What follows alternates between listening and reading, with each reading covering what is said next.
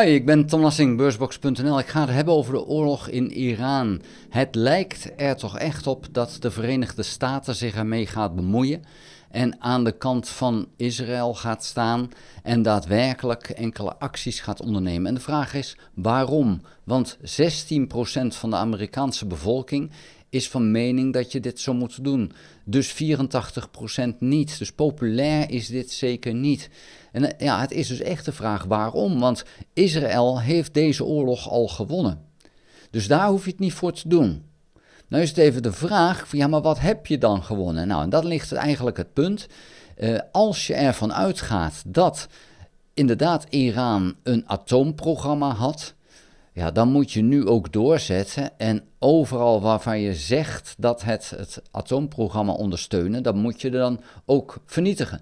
En dat kan Israël niet, omdat die bunkers die daarvoor zijn gebouwd diep onder de grond liggen en alleen de Verenigde Staten heeft raketten, heeft bommen die bunkers waarschijnlijk wel kunnen raken en kunnen halen.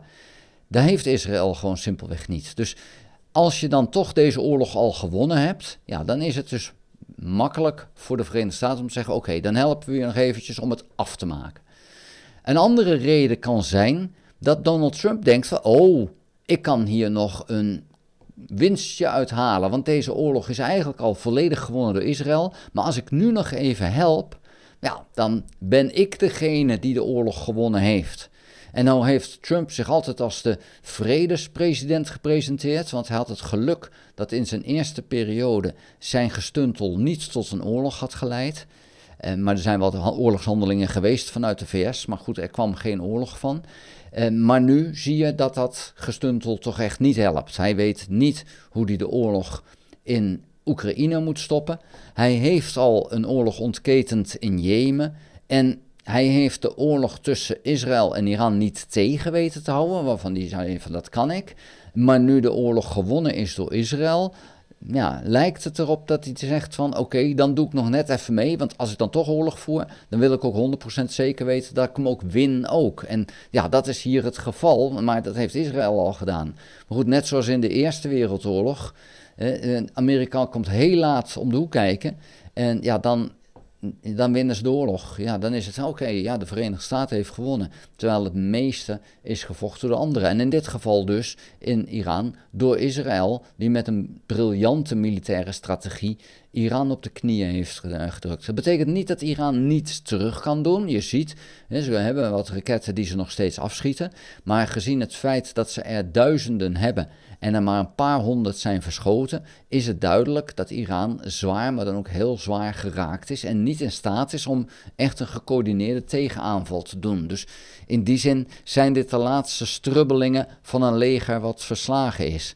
Maar ja, goed, Israël gaat natuurlijk niet op de grond iets doen. Dus Iran wordt niet veroverd. Dus nu zal er moeten kijken, gaat Iran zelf een revolutie meemaken?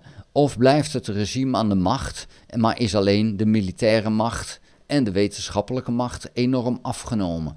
Wat Israël nu aan het doen is in feite een beetje de rommel opruimen, want veel meer kunnen ze niet. Ze kunnen die bunkers niet raken zelf, maar wat ze nu wel doen is bijvoorbeeld de gasinstallaties van Iran raken, om het land ook economisch te raken. Want ja, in feite is het zo dat de doelen een beetje op beginnen te raken voor Israël.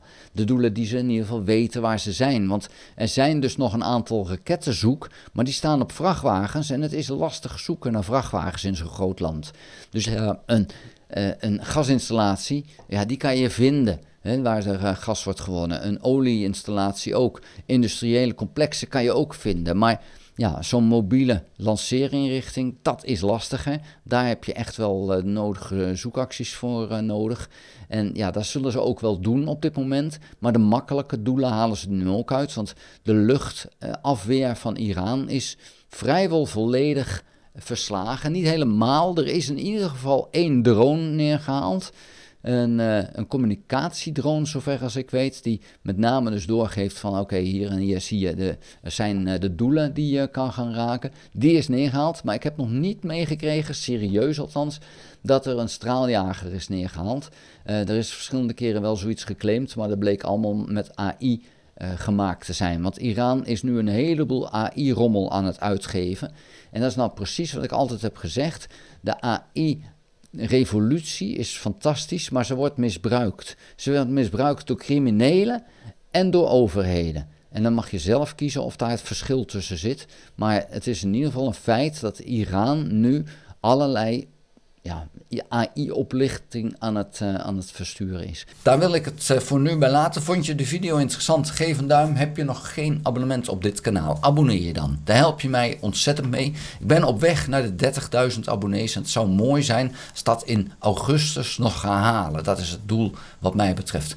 Dus heb je nog geen abonnement? Abonneer je dan. Dat doe je door in te loggen in je YouTube-account en dan te abonneren. Druk dan ook op het belletje, dan krijg je een notificatie als ik een volgende video gemaakt heb. Ga ook naar de website www.beursbox.nl en schrijf daarin op de gratis nieuwsbrief. Dank voor het kijken, tot de volgende keer. Houdoe!